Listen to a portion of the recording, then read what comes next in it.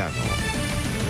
Cuando atardece en Europa y cae la noche en Asia, así despierta el continente americano y transcurre el día y la noche en el resto del mundo. La mañana.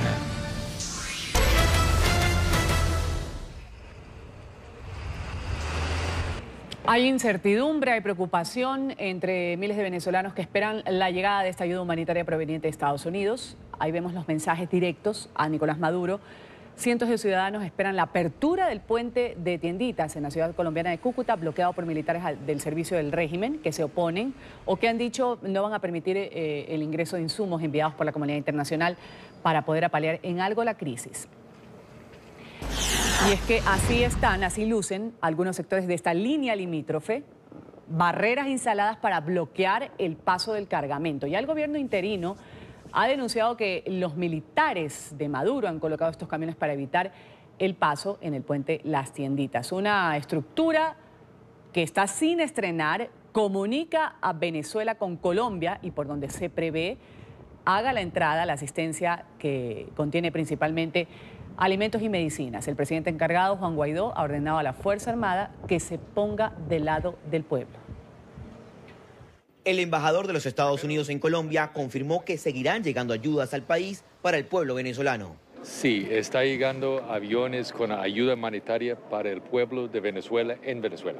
Mientras la comunidad internacional se mueve para ayudar con medicamentos e insumos a Venezuela, el régimen de Nicolás Maduro ya está dando sus primeros pasos para cumplir con sus amenazas. Así luce el puente Tienditas. Fueron dispuestos contenedores y carrotanques que bloquean el paso hacia Venezuela. Van a entrar por Cúcuta, ni van a entrar ni por 1000 Cúcuta, o es que el país no tiene quien lo defienda, digo yo. Que no haga eso porque hay mucha gente que está muriendo. Yo tengo hermanas allá que no tienen ni para un jabón. No es justo que usted ahora esté bloqueando para que no lleguen los alimentos y las medicinas. El equipo periodístico de Noticias RCN y NTN 24 ingresó a una de las trochas que comunica a los dos países. Con tanta necesidad que hay en Venezuela, niños que están sufriendo, pasando necesidades y aún ancianos también. En esta improvisada vía también instalaron barreras con cercas.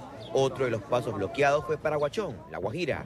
Vehículos de la Guardia Venezolana estaban atravesados por órdenes del régimen chavista. Las reacciones internacionales no se han hecho esperar. Justamente representantes del gobierno estadounidense han rechazado este bloqueo, han catalogado como vergonzosa esta acción para evitar que el pueblo de Venezuela reciba la ayuda. Estas imágenes ya le dan la vuelta al mundo. El bloqueo del puente Simón Bolívar del lado venezolano de la frontera ha generado un fuerte rechazo. Uno de los primeros en pronunciarse fue el secretario de Estado Mike Pompeo. El pueblo venezolano de manera desesperada necesita la ayuda humanitaria. Estados Unidos y otros países están tratando de ayudar, pero los militares venezolanos, bajo las órdenes de Maduro, están bloqueando la ayuda con camiones y tanques. El régimen de Maduro debe permitir que la ayuda llegue hasta el pueblo con hambre. Estamos unidos. En el mismo sentido reaccionó el asesor de seguridad de la Casa Blanca, John Bolton. Maduro y sus secuaces viven espléndidamente en Europa y enriquecen a sus patrones cubanos, mientras que saquean la riqueza de Venezuela. Mientras tanto, están físicamente bloqueando al pueblo venezolano, incluyendo a los rangos militares de recibir la asistencia humanitaria. El funcionario incluso estaría tendiendo una rama de olivo a los militares que permitan una transición política en Venezuela. Estados Unidos considerará una salida de las sanciones para cualquier militar de alto rango en Venezuela que se ponga del lado de la democracia y reconozca al gobierno constitucional del presidente Juan Guaidó. Si no, el círculo financiero internacional se cerrará por completo. Tomen la decisión correcta. Marco Rubio, senador republicano por la Florida, fue más allá. Calificó de crimen el bloqueo madurista de la frontera. Esta es una imagen aérea de cómo Maduro ha bloqueado la entrada de la ayuda humanitaria para el pueblo de Venezuela. Negarle a la gente comida y medicina es un crimen de lesa humanidad. Desde la oposición venezolana también hubo voces de condena. Maduro es una vergüenza mundial, poniendo unos obstáculos para evitar que entre la ayuda humanitaria. ¿Por qué no va él mismo y se atraviesa allá para impedirlo? Nada impedirá el corredor humanitario porque el pueblo venezolano así lo decidió y punto. El madurismo justifica su movimiento en la zona limítrofe, sosteniéndose en su negación de que en Venezuela no hay una crisis humanitaria.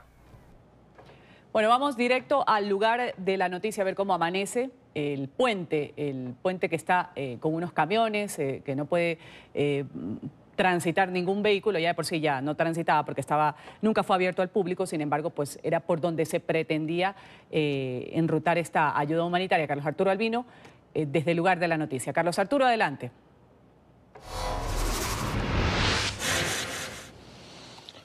Hola Ruth, muy buenos días. 8:13 de la mañana, 25 grados centígrados. Te saludo al respaldo del puente Tienditas, que ha sido el centro de atención en los últimos días porque por aquí es que va o se tenía previsto pasar la ayuda humanitaria a Venezuela. Son medicamentos e insumos médicos. Miren al fondo, quiero mostrarles. Esta es una imagen para muchos, los venezolanos, dolorosa. El bloqueo que ha hecho el régimen de Nicolás Maduro para que no pase la ayuda humanitaria. No es más que medicamentos, no es más que insumos médicos, donde en Venezuela se vive una grave escasez en los hospitales. Quiero darle un poco más hacia su izquierda, porque hacia el lado de la derecha es el lado venezolano, hacia el lado izquierdo es ya un poco más el puente hacia el lado colombiano, donde está el puesto de mando unificado, todos conformados por las Fuerzas Vivas de Colombia, militares, policías y también diputados de la Asamblea Nacional por parte de la oposición de Venezuela. Y a otro costado están los galpones donde se está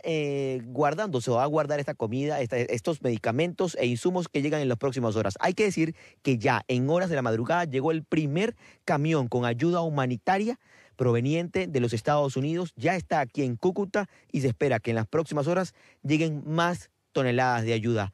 Ruth y amigos televidentes, son horas de expectativa por parte de los venezolanos, quienes incluso cruzan hasta territorio colombiano para poder verificar y estar en in situ y verificar de que sí llegue realmente la ayuda humanitaria. Quieren saber qué va a pasar con eso para poder ellos también buscar ese tipo de ayuda que tanto necesitan. Claro. Carlos, sí, Ruth, justamente tú dices, ya ha llegado la primera ayuda humanitaria, ya ha llegado este cargamento que está siendo anhelado, esperado por muchos en Venezuela, medicinas. Ayer hacíamos un recorrido, las cámaras de NTN 24, en uno de los hospitales infantiles, en donde decían, bueno, aquí necesitamos medicinas, no es posible que se niegue el acceso cuando nos las están trayendo o nos las están ofreciendo, por lo menos. Este primer cargamento que ha sido guardado, ¿fue recibido por quién?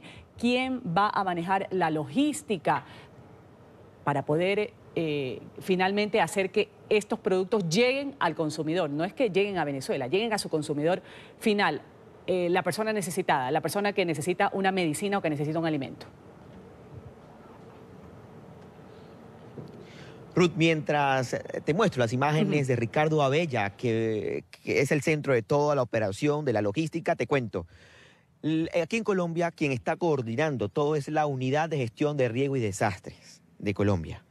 Es la que está manejando la logística de la ayuda humanitaria. Este camión está bajo custodia policial en este momento y está en la sede principal de la Unidad de Gestión de Riesgo y Desastres aquí en Colombia. Luego de esto, se ha escuchado y por declaraciones del presidente interino de Venezuela, Juan Guaidó, que ha dicho que esta ayuda va a ir directamente a los hospitales, a los lugares más necesitados, los hospitales donde las personas no tienen medicamentos ni insumos médicos. ¿Cómo va a ser trasladado? ¿Cómo va a traspasar esta barrera que ha hecho el régimen chavista? Todavía no sabemos. No sabemos cuál es la planificación, si a la hora de que los camiones se apuesten a ese lugar del puente van a abrir las barreras. Claro. No sabemos qué va a pasar. Lo que sí hemos escuchado es por parte de los venezolanos, quienes han dicho que son capaces ellos mismos de quitar las barreras y ponerse enfrente de esta ayuda humanitaria para pasarla a territorio venezolano. Claro, lo han dicho los ciudadanos venezolanos que hemos encuestado. Ellos dicen que necesitan mucha esta ayuda. Claro, en medio de una desesperación, ellos están viendo eso como una de las posibles opciones, lo que no sería lo óptimo. Vamos a estar más adelante contigo, Carlos Arturo Albino, reportándonos desde Cúcuta, mostrándonos un poco el centro en donde ha llegado este primer cargamento de la ayuda internacional que debe llegar a su destino en Venezuela. Gracias, Carlos. Y la frase textual: podemos hacer lo que se nos da la gana con las vías dentro de Venezuela. Lo ha dicho el presidente de la Asamblea Nacional Constituyente madurista, Diosdado Cabello. Esto al referirse a las críticas realizadas al cierre improvisado de este puente, el puente de las Tienditas en la frontera con Colombia. El reporte enseguida con Daniela Zambrano desde la capital venezolana. Daniela. Hola Ruth, buen día, 9:18 de la mañana. Se ha referido el también vicepresidente del Partido Socialista Unido de Venezuela, Diosdado Cabello, al bloqueo de este puente del que hablabas con nuestro colega Carlos Arturo Albino desde la frontera, y él decía que ese puente estaba inoperativo, que no estaba funcionando, que estaba cerrado desde el año 2016 y que lo había construido el gobierno venezolano y por eso tenía potestad de hacer lo que quisiera en ese puente. Sin embargo, es el puente más apto para que pueda pasar la ayuda humanitaria que viene de otros países y puede ingresar a territorio venezolano. Ha tenido un rechazo por parte de los ciudadanos este bloqueo que han hecho con gandolas, con cisternas y con contenedores en este puente para impedir que esa ayuda llegue. Sin embargo, la postura del gobierno es la misma, es que se trata de un supuesto show mediático, este intento de ingreso de ayuda humanitaria, pues que no lo van a permitir. Escuchemos las palabras que ofrecía Diosdado Cabello en su programa en Venezolana de Televisión, el canal del Estado. Esta es la imagen aérea de cómo Maduro se ha movido para bloquear la entrada de ayuda humanitaria para el pueblo de Venezuela. Negar la comida y la medicina es un crimen contra la humanidad. Esta es la foto que él pone. Desde el puente de Tienditas. Los venezolanos y colombianos que viven alrededor de ese puente saben que ese puente no se ha usado nunca. Está cerrado desde el año 2016. Ahora te voy a decir, Marco Rubio, ese puente lo construyó Venezuela, solita Venezuela. Los chulos del gobierno colombiano, yo recuerdo a aquella señora que se llamaba Holguín, o sea, fue a mi oficina cuando ella ministra del transporte, para que hiciéramos ese puente. Venezuela que corriera con todos los gatos porque Colombia no podía. Se hizo ese puente, no lo hemos podido abrir porque Colombia no quiere colaborar. Ellos son unos chulos, pues, el gobierno colombiano. Ahora, te voy a decir, Narco Rubio, si tú te estás burlando porque pusimos unos contenedores, si viene una guerra irregular, prepárate para lo que salga. Para lo que salga. Por su parte, la Comisión de Diputados a la Asamblea Nacional, que se encarga de coordinar y de recibir esta ayuda humanitaria, nuevamente hace un llamado a los militares. Les recuerda que esto es una ayuda para los que más lo necesitan, que aproximadamente hay 250.000 personas con enfermedades crónicas que dependen de medicamentos, que dependen de la ayuda para poder sobrevivir. El llamado, una vez más, a los militares: permitan que ingrese la ayuda humanitaria. Escuchemos. Justo, porque en cualquier lugar del mundo no estarían pasando por esta situación. Lo que pasa en el JM, esa indolencia que hace que unos parapolicías y unos paramilitares se sientan dueños de la salud de unos niños, no es normal que nosotros lo estemos viviendo. Y por eso poner la responsabilidad donde es el primer paso para construir la solución. Porque la única estrategia que tienen los que hoy están usurpando el poder es que esta ayuda no se materialice. Claro, y eso es lo que precisamente quieren los venezolanos, que esta ayuda se materialice, porque la ayuda ya, como lo decía Carlos Arturo Albino, cierta parte ya ha llegado a este lugar y está en Cúcuta. Daniela, pero ayer alguien de una alta autoridad decía que ya había llegado alguna parte de esta ayuda humanitaria a Venezuela. ¿Qué tan cierta es esta versión que se ha dado? Bueno, esta información no ha sido confirmada por ningún funcionario del gobierno venezolano ni ninguno de los diputados de la Asamblea Nacional, pero te refieres al secretario de Estado de Puerto Rico. Él aseguraba que vía aérea un avión cargado con ayuda humanitaria que venía desde Puerto Rico había llegado a Venezuela. Ha habido mucho hermetismo sobre cuál será la vía por la cual ingresa la ayuda humanitaria. Es obvio que están trancados todos los puentes y que por ese lado probablemente no los dejen pasar. Sin embargo, la Asamblea Nacional no ha querido revelar todas las otras opciones que tienen, porque la prioridad es precisamente que esos insumos médicos y esos alimentos puedan llegar a quien más lo necesite y quizás logren ingresar por otras vías parte de estas ayudas, parte de estos insumos, y otra parte se quede bloqueada o represada en los puentes fronterizos vía terrestre. Esa es una información que ha asegurado el secretario de Estado de Puerto Rico, que sin embargo no ha sido confirmada ni por el presidente encargado Juan Guaidó ni por ningún diputado de la Asamblea Nacional. Sin embargo, no es descabellado pensar que no quisieron hacer alboroto ni pública esa entrega y que por el contrario lo mantienen en secreto, por decirlo de alguna manera, para que al menos parte de esa ayuda humanitaria pueda llegar precisamente a quien se necesita. Según él, el avión ya había aterrizado en Venezuela, sin embargo no dio detalles tampoco de dónde habría aterrizado, ni si finalmente esa ayuda había sido entregada a quien se le debe entregar. Gracias a Daniela por aclararnos esta inquietud justamente sobre esta autoridad de Puerto Rico que había afirmado en las últimas horas que alguna parte de esta ayuda había llegado, pero como bien lo indicas, pues nadie ni de la Asamblea Nacional ni de parte, por supuesto, de los seguidores de Maduro han afirmado o han negado que ha llegado. Gracias, Daniela. Vamos a ver cómo sería posible que pase este contenedor que ha llegado con medicinas y con alimentos. En Cúcuta, a esta hora, está Alba Pareira, ella es directora de la Fundación Entre Dos Tierras, quienes pertenecen justamente a esta red de apoyo humanitario dentro de Colombia. Viajaron hasta la frontera entre Cúcuta y Táchira, en Venezuela. Gracias por estar con nosotros. Un buen día, señora Pereira. Buen día, Ruth.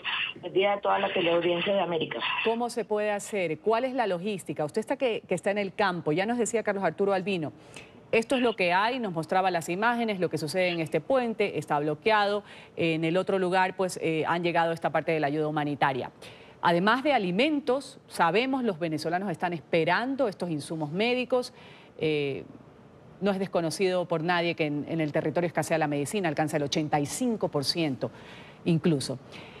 ¿Qué se puede hacer o cuál es la logística que se sigue cuando hay este tipo de ayudas humanitarias y debe pasar al lado venezolano en donde seguidores de Maduro no quieren que entre? Sí, mire, nosotros pensamos que esto todo forma parte de la negación del gobierno venezolano para seguir, desde nuestro punto de vista, matando al pueblo venezolano.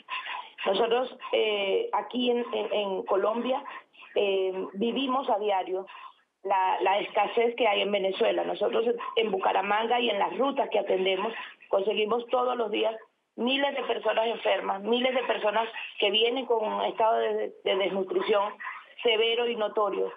Y vivimos esa realidad cada día.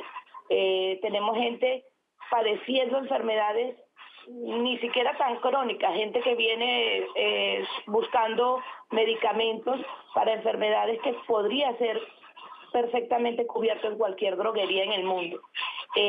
Pensamos que esta posición del gobierno es un acto más de lesa humanidad que no debe ser perdonado con amnistía, porque está matando al pueblo. Ayer, en las noticias que leímos ayer, hubo en un hospital en Caracas 12 niños fallecidos por vómito y diarrea, por no contar ni siquiera con un medicamento básico para controlar este tipo de enfermedades.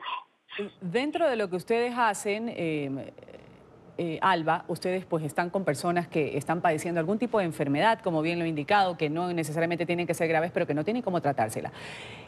Estas personas que de pronto han salido de territorio venezolano, han llegado a algunas poblaciones en Colombia, ¿en realidad se logra cubrir? ¿Qué porcentaje se logra cubrir con la ayuda de las ONG, con la ayuda del gobierno colombiano? Llegar con una medicina o un tratamiento a un niño, a una familia o a una persona adulta. Mira, nosotros en la Fundación hemos cubierto casos incluso un poco más severos como VIH en niños. Hemos conseguido, a través de todas las organizaciones de la red, hemos logrado conseguir los tratamientos para enfermedades como cáncer de mama, se ve muchísimo en estas rutas que nosotros atendemos. Tratamientos para la hipertensión, para la diabetes, es mucho más fácil conseguir. Y sí hemos tenido el apoyo de la red de la red humanitaria en Colombia. Hemos trabajado de la mano de mucha gente y de muchas instituciones que le han puesto el corazón y las ganas de ayudar a esta crisis humanitaria que nosotros la padecemos todos los días, la padecemos no solo con los medicamentos, la padecemos con los alimentos. Ver el día de ayer un poco más de 100 niños con sus representantes caminando por la vía que va Cúcuta a Bucaramanga, es una sensación dolorosa porque son niños que también van enfermos, pero que no entienden cuál es la realidad y por qué van caminando. Muchos los vemos como que si fuesen de fiesta, muchos niños pequeños. Hay otros que sí se ven afectados y corren riesgo. Por ejemplo, el día sábado, un niño venezolano, por su estado de depresión, murió. Él tomó la decisión de suicidarse. Tenemos que trabajar en función de esto. Tenemos dentro de la fundación, en Bucaramanga, nosotros le damos orientación psicológica a los niños y a los papás. Pero este es un trabajo que debe hacer el gobierno venezolano.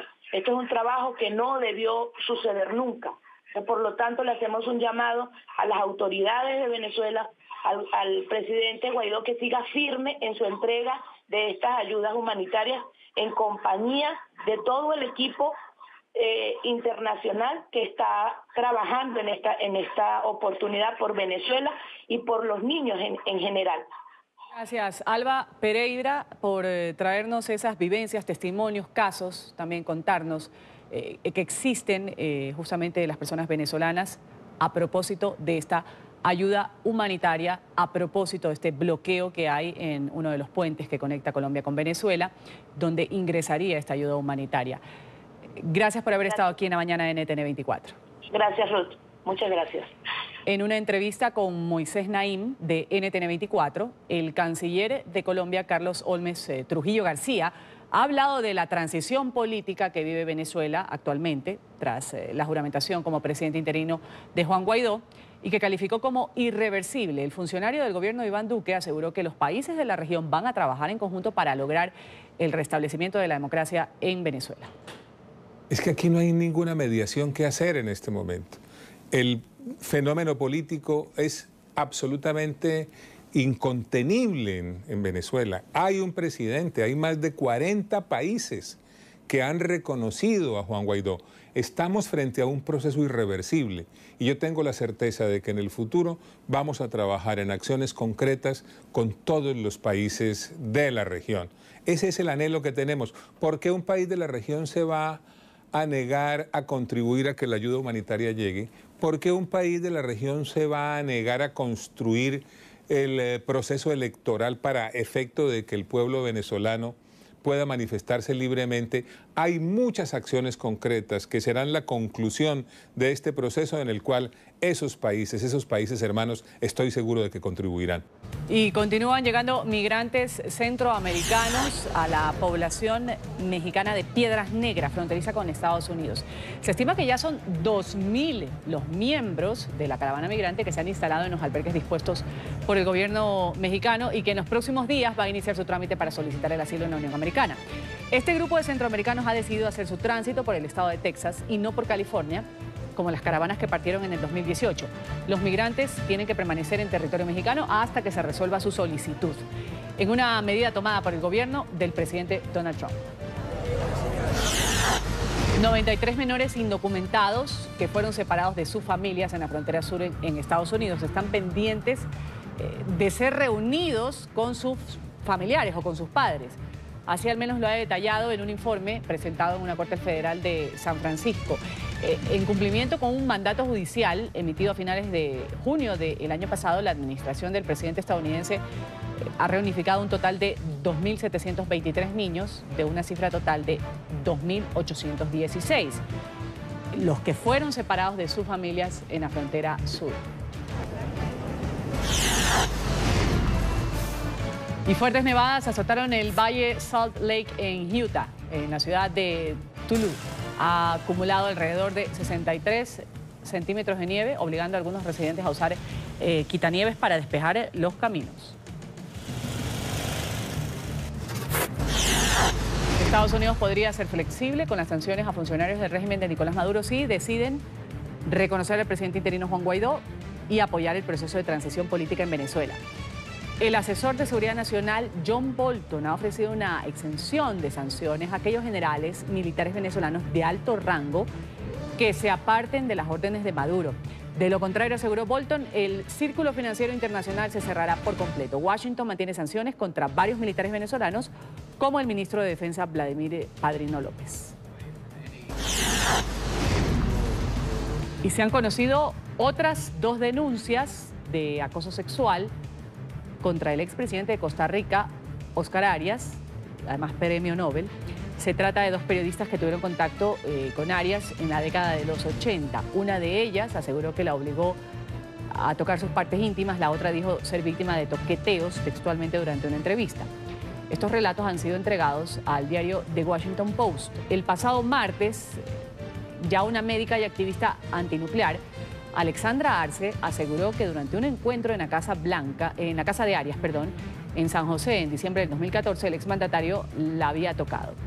El expresidente de 78 años ha negado los hechos a través de su abogado y aseguró que se va a defender ante la justicia. Prosigue el rescate de sobrevivientes en Turquía luego de un derrumbe de un edificio en Estambul. En las últimas horas, una niña de 5 años ha sido rescatada con vida de entre los escombros.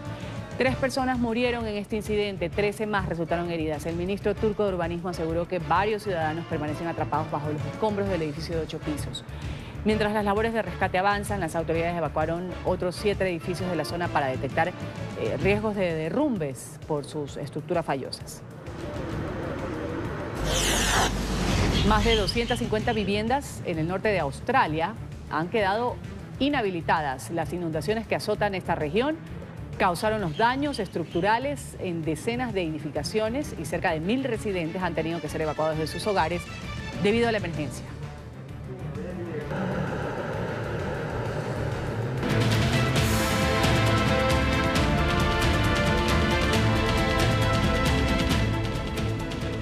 Enseguida vamos a ver lo que nos trae la agenda informativa de la Unión Americana. Ha quedado aplazada para el próximo 28 de febrero la audiencia contra Michael Cohen ante el Comité de Supervisión de la Cámara de Representantes después de que el ex abogado personal del presidente Trump denunciara justamente amenazas repetidas contra su familia. La comparecencia de Cohen, que podría revelar elementos comprometedores sobre el mandatario en el marco de las investigaciones del Russiagate, va a tener lugar después de declararse culpable en el caso dirigido por el fiscal especial Robert Mueller. La noticia enseguida desde Washington con Carolina Valladares. Carolina. ¿Qué tal? Buenos días. Esta es la segunda vez que se aplaza la audiencia de Michael Cohen, ex abogado y también ex amigo del presidente Donald Trump.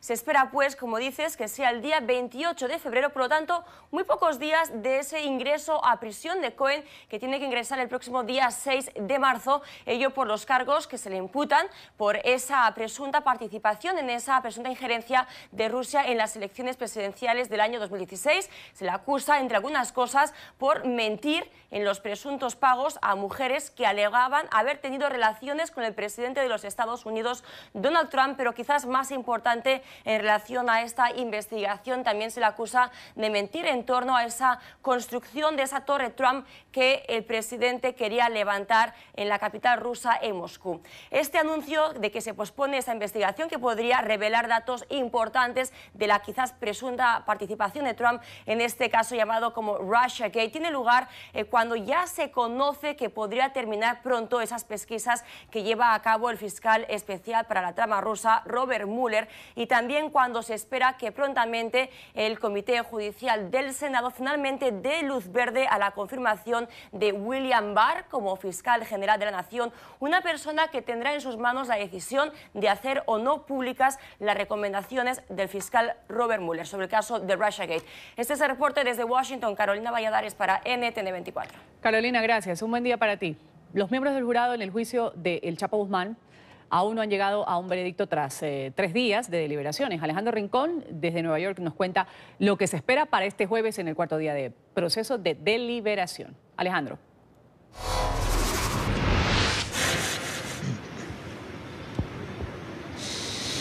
Hola, es un gusto saludarlos desde la Corte Federal del Distrito Este de Nueva York, en donde por 4º día consecutivo empieza un proceso de deliberación sobre el juicio por narcotráfico en contra del presunto líder del cártel de Sinaloa. En el transcurso de esta semana, los 2 integrantes del panel de jurados no han logrado tomar una decisión o fallo unánime en todos y cada uno de los 10 cargos que el gobierno de los Estados Unidos le ha imputado a Guzmán Loera. Para el transcurso de este jueves, el orden central del día estará alrededor del análisis de un conjunto de evidencias o testimonios pedidos por los jurados al juez Brian Cogan a última hora del miércoles. En particular son los testimonios entregados por Jesús el Rey Zambada, por Vicente Zambada, conocido también con el alias de Vicentillo, y por el lugarteniente o uno de los lugartenientes de El Chapo, conocido con el nombre de Damaso López. Todos ellos testigos cooperantes del gobierno de los Estados Unidos y que entregaron declaraciones en el momento de la fase de litigio de este proceso por narcotráfico. En conjunto, estos testimonios tomaron días. Estamos hablando de más de 1000 hojas de transcripciones de todos estos testimonios que van a ser entregadas directamente a los jurados basados en esta petición que se hizo a última hora del miércoles con el objetivo de facilitar el proceso de sus deliberaciones. En el transcurso de la jornada estaremos allí atentos a conocer si hay nuevas notas o comunicaciones o preguntas de parte de panel de jurados. Hasta el momento, en esta fase de deliberaciones, hemos recibido en total 10 notas de parte de los jurados haciendo estas solicitudes de transcripciones de documentos, de las transcripciones de llamadas telefónicas, y son justamente estas evidencias las que son centrales en este proceso de toma de decisión del panel de jurados. Entre tanto, aquí en la Corte, pues obviamente continúa una expectativa que es cada vez mayor a la posible llegada de un veredicto. Es la información que tenemos para ustedes por ahora. Continúen con más en el Centro Internacional de Noticias. Alejandro, gracias. En Florida, un conductor evade control en la carretera y arrastra por varios metros a una oficial de policía. La historia enseguida con nuestra periodista Paola Serna. Paola. Hola, ¿qué tal? Muy buenos días. La gente de la policía de Boynton Beach realizaba un recorrido en su patrulla cuando detuvo a Timothy Jones, un hombre de 47 años, por realizar o por cometer una infracción en su vehículo. El hombre se detuvo, salió del vehículo y la oficial le pidió que se mantuviera sentado muy cerca de la patrulla.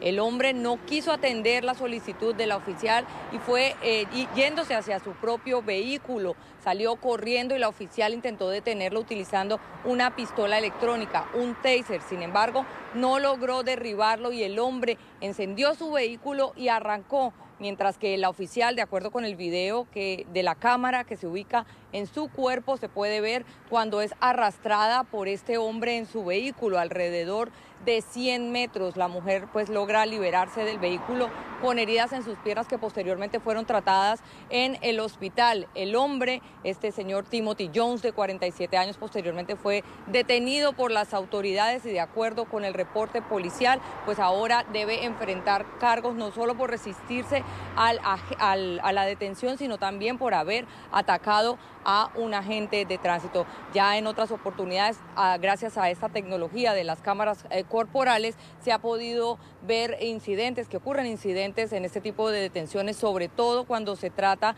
de infracciones de tránsito. La información desde Miami, soy Paola Serna. Continúen con más desde nuestros estudios centrales. Muy buenos días. Bueno, seguimos con el programa hablando del mortal temporal que se ha registrado en Brasil. Al menos 3 personas han muerto, otras 2 están desaparecidas. Esto debido a las torrenciales lluvias, los fuertes vientos también que azotaron en las últimas horas la ciudad de Río de Janeiro. El temporal ha causado el derrumbe de casas, la caída de 60 árboles, varios deslizamientos de tierra.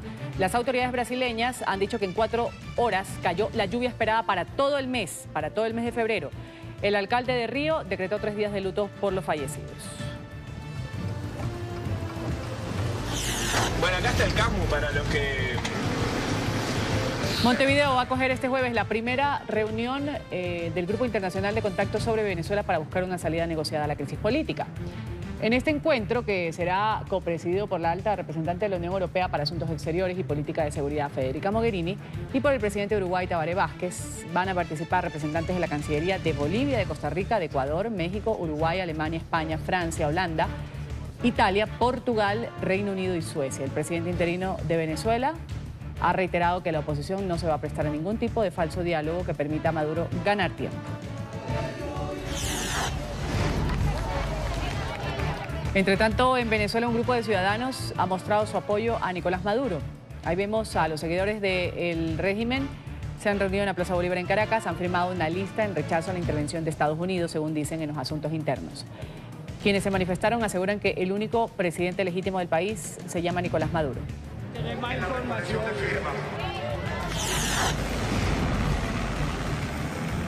El ejército de Estados Unidos ha realizado un entrenamiento militar en las áreas más grandes de la ciudad de Los Ángeles y en Long Beach, en California. Los ejercicios tienen el propósito de mejorar las habilidades de los soldados operando en diversos entornos urbanos. Los simulacros se están realizando en conjunto con la policía de Los Ángeles.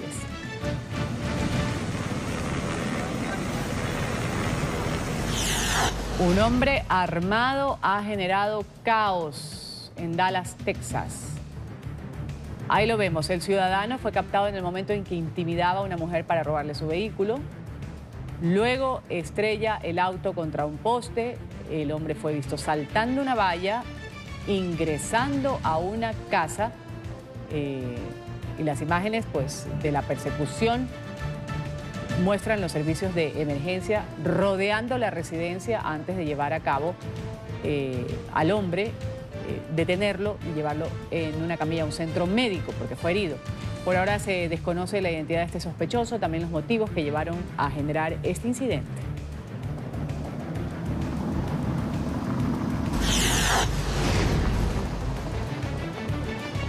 En Inglaterra ya se adelantan la identificación del cuerpo en las aguas del Canal de la Mancha, esto dentro de la avioneta en la que se trasladaba el jugador argentino Emiliano Sala y su piloto. Los restos del cuerpo fueron sacados sobre la medianoche este miércoles, pese a las condiciones climáticas que reportó el buque Geo Ocean 3. La Oficina Británica de Investigación de Accidentes Aéreos ha informado que resultó imposible reflotar la avioneta, pero que las imágenes obtenidas van a servir para la investigación, cuyas primeras conclusiones se van a dar a conocer en un informe que será publicado en 2 semanas.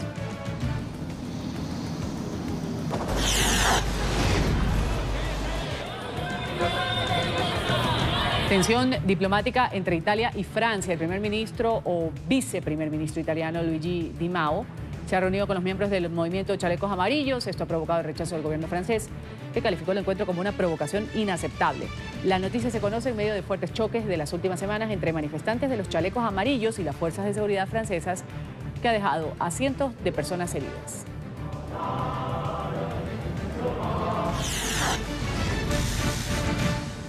Creatividad e ingenio. Este joven en España ha construido una prótesis robótica con piezas de Lego. David Aguilar, de 19 años, nació sin un antebrazo, el derecho, debido a una rara condición genética. El joven estudia bioingeniería y ya está utilizando su 4º modelo de prótesis de colores, y su sueño es diseñar miembros robóticos asequibles para quienes tengan la necesidad de usarlos.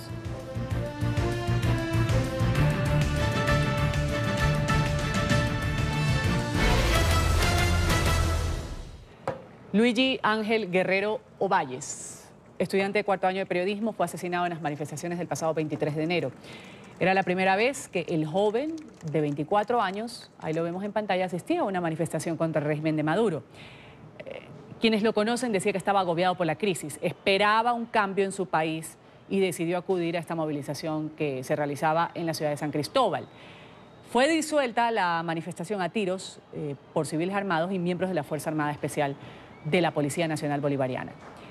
Luigi era hijo único, sus seres queridos exigen justicia, esclarecer el caso y dicen que van a continuar esta lucha en nombre de este joven para restituir el hilo democrático en Venezuela.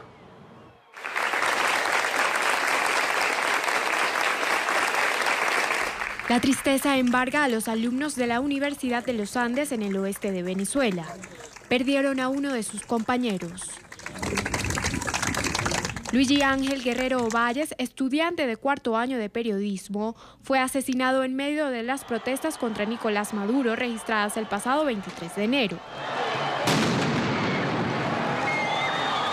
Con la ilusión de ver el cambio en su amada patria, salió a las calles ese día a alzar su voz en rechazo al régimen.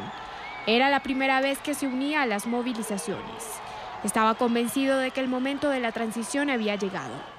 No conocía otro modelo de gobierno. A sus 24 años solo había vivido el chavismo, pero quería algo mejor para su país, según cuentan sus familiares. Por la crisis humanitaria que atraviesa Venezuela, había contemplado incluso irse a Colombia en busca de mejores oportunidades. Sin embargo, quería graduarse primero. No pudo ver el cambio en la nación ni tampoco pudo graduarse.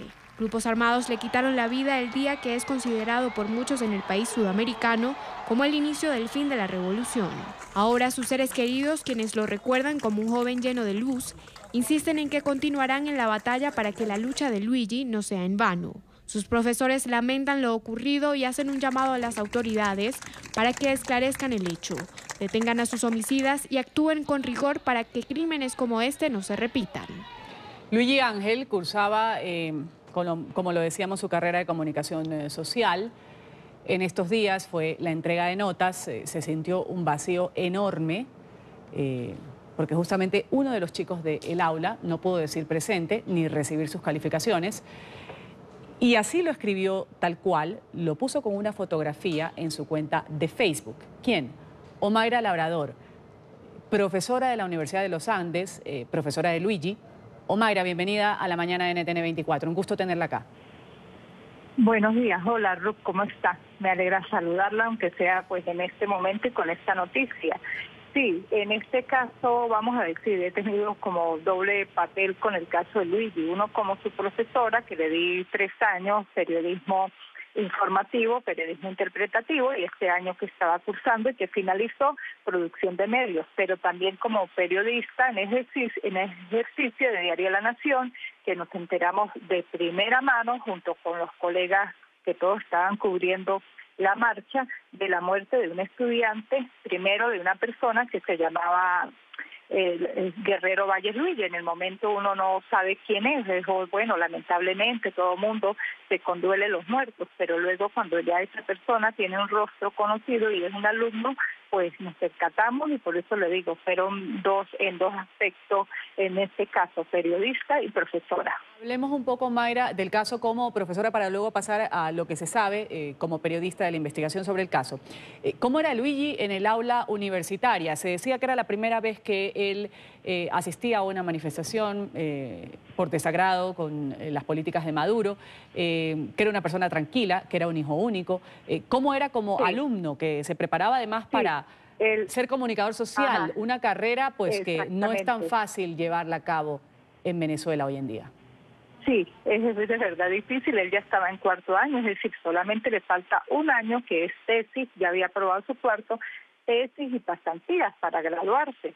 Pues ellos, los alumnos, desde hace varios años vienen tropezando con una universidad que está realmente cada vez más precaria, pero ahí van. Él quería graduarse, incluso tenía intenciones de irse para Colombia, y su familia le pidió que primero se graduara y luego se fuera con el título. La mamá de él también estudió comunicación, no ejerce como periodista, pero sí hizo la carrera.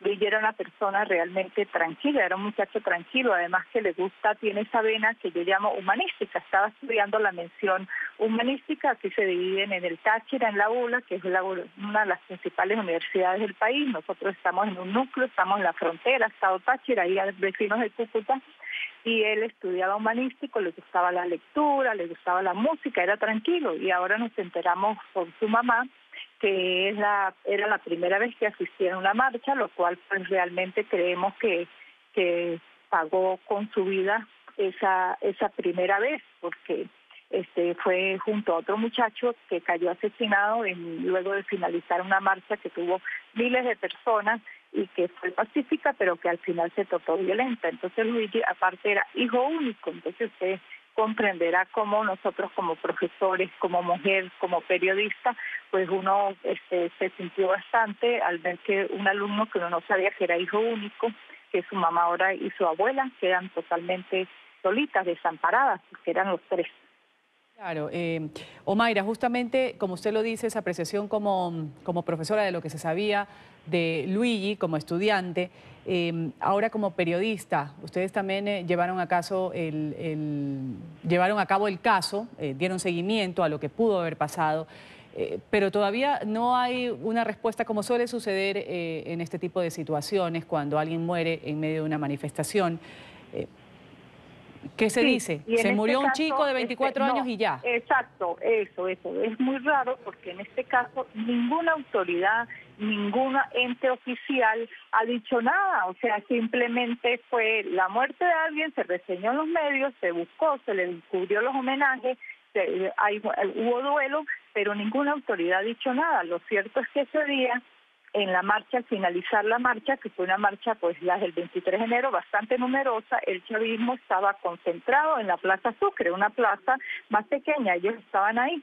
Luego, al terminar la marcha, no se sabe por qué, se formó un enfrentamiento.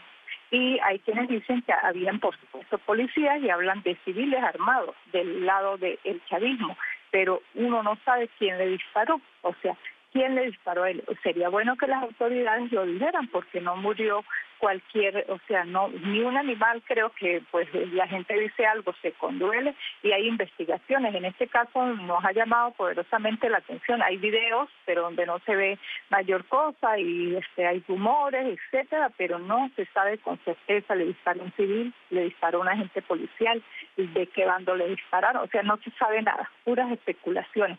Y como usted sabe, pues aquí la fuente oficial, la fuente policial sobre todo, es la más hermética, y los periodistas pues solamente llegamos hasta tener ciertos indicios, más no la verdad en la mano por ese cierre de la fuente oficial.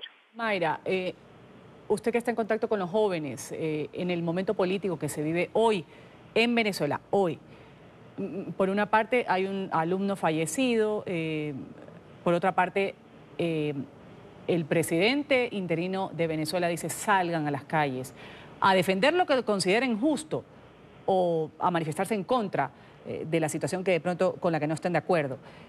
¿Qué dicen los jóvenes? ¿Salir, protegerse?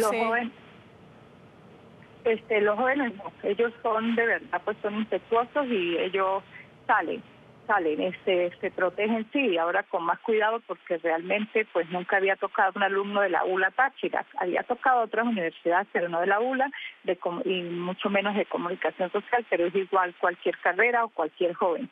Ellos pues siguen saliendo, el duelo pues continúa, el dolor del amigo que perdieron, del compañero que perdieron, del futuro periodista, de un muchacho que con sacrificios ya iba en cuarto año, pero ellos sí, en cada llamado siguen, incluso hubo otra manifestación 8 días después, 6 días después, y los jóvenes volvieron a salir, o sea, ellos de verdad no tienen ese miedo, ese temor, a lo mejor se cuidarán un tanto más si hay enfrentamientos, pero no, ellos no se guardan.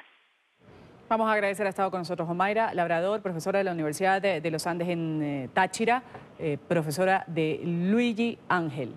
Gracias por haber estado con nosotros, un buen día para usted. Gracias.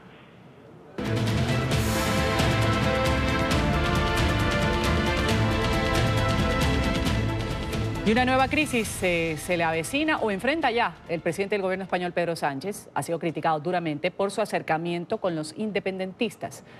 Marcelo Moncayo tiene la noticia. Marcelo. Hola, ¿qué tal? Saludos para ustedes. En la mañana, los acercamientos de Pedro Sánchez con los sectores independentistas catalanes han llegado a un punto en que toda la derecha española exige la salida de Sánchez del Palacio de la Moncloa. Los partidos Popular, Ciudadanos y Vox no aceptan que Sánchez haya cedido a una de las exigencias de los separatistas, que consiste en la creación de la figura de un relator o mediador entre el gobierno y los republicanos catalanes. Todo esto con el objetivo de conseguir el apoyo de los independentistas para aprobar los presupuestos generales del Estado, condición casi necesaria para seguir en el gobierno. Los opositores consideran que la creación de esta figura sería darle a Cataluña la condición de Estado y que existe un conflicto territorial, situación que para ellos es irreal. En sus últimas comparecencias, los líderes de los partidos Popular y Ciudadanos hicieron críticas muy fuertes en contra de Sánchez, a quien consideran un traidor. ¿En qué país puede caber? ¿Se imaginan ustedes un departamento francés nombrando un mediador para hablar con el Estado federal de la República Francesa? ¿Se imagina alguien que un Estado federal en Estados Unidos tenga que tener una mediación internacional o independiente para hablar con el gobierno federal? O sea, lo que estamos viviendo es una pesadilla. O sea, es que nunca podíamos haber imaginado que una persona tan incompetente y tan mediocre como el presidente del gobierno decidiera traicionar a su propio país para estar 2 semanas más en la Moncloa. Es que sinceramente no lo podemos entender. Un presidente que ataca la Constitución y la ley es un presidente ilegítimo. Y como para nosotros es un presidente legítimo, se rompe cualquier tipo de contactos con el gobierno y lo que hay que hacer ahora mismo es exigirle que convoque elecciones, que es lo que tendría que haber hecho si tuviera un mínimo de respeto al mirarse al espejo después de las cosas que venía diciendo en los últimos meses. Así que, ante la demanda mayoritaria de los españoles de defender y aplicar la Constitución, Sánchez la deja a un lado, crea una mesa paralela, intenta negociar privilegios, todo con un solo objetivo: seguir un cuarto de hora más en la Moncloa. Y ningún presidente de gobierno está por encima de la nación española. Ninguna carrera política está por encima del interés general de España.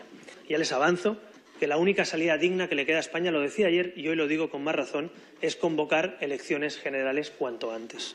No hay otra salida. Cada día que pasa es peor. Cada día que pasa estamos más en jaque ante los que quieren liquidar España por culpa de Sánchez.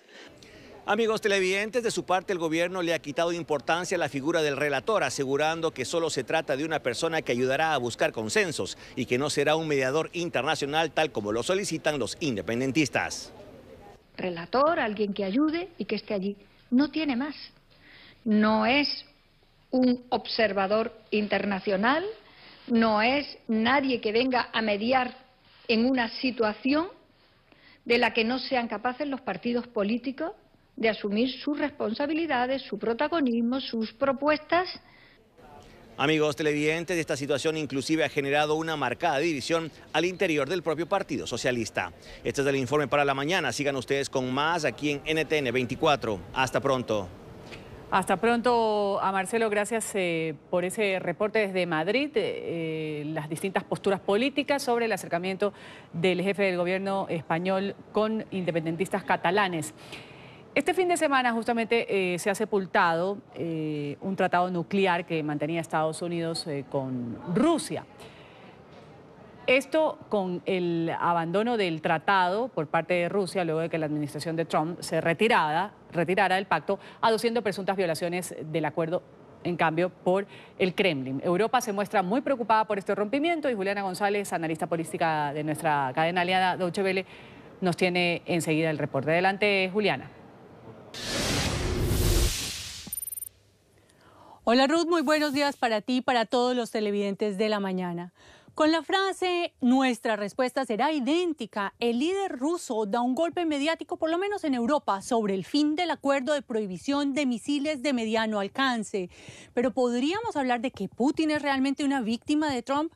Si miramos los hechos tendremos otra lectura y aquí quisiera mencionar el papel fundamental que juega China, y es que en 1987, cuando se firmó este pacto entre Reagan y Gorbachev, el mundo estaba dividido en dos superpotencias. Por un lado teníamos a Estados Unidos y por el otro a Rusia. Y sin embargo, mientras el mundo respiraba lo que diríamos tranquilo por el compromiso de las superpotencias a no construir nuevos misiles con alcances entre los 500 y los 5.000 kilómetros y a destruir los existentes, China, a lo lejos, construía los suyos y en esto basaba todo su poder militar. Hoy en día tenemos una Rusia debilitada económicamente que se siente, por supuesto, amenazada por el poderío chino. Así que desarrollar misiles de mediano alcance le permitirá responder a posibles amenazas del gigante asiático que es su vecino al este. Y este rompimiento del tratado también beneficia curiosamente a China, y es que no estaría obligado a negociar su posible participación, la cual prohíbe expresamente la existencia del arsenal chino. El papel de Europa, por supuesto, en esta situación es que los políticos están perplejos y en este país como Alemania, por ejemplo, existen todavía bombas nucleares. Así que de momento a Rusia y a Estados Unidos solo les queda el Tratado de Reducción de Armas Estratégicas, pero es un pacto que expira en el 2021. Y si no ocurre nada para prolongarlo, entonces la amenaza nuclear dejará de ser solo un capítulo de los libros de historia europeos y sobre la mesa siguen las amenazas y el diálogo. Esta es toda la información desde Berlín. Sigan ustedes en estudio. Vamos a enlazarnos con Washington, la capital estadounidense. A esta hora el presidente Donald Trump participa del desayuno de oración nacional. Este es un evento anual que tiene lugar en la capital siempre. El primer jueves de febrero se realiza desde 1953. Se hace en un hotel, el Washington Hilton. Acuden cerca de 4.000 personas, invitados extranjeros de más de 100 países a este desayuno, en el que pues, los anfitriones del evento son los miembros del Congreso de Estados Unidos. Está el presidente Donald Trump junto a su vicepresidente Mike Pence. Prison fellowship ministers to more than 300,000 prisoners across America.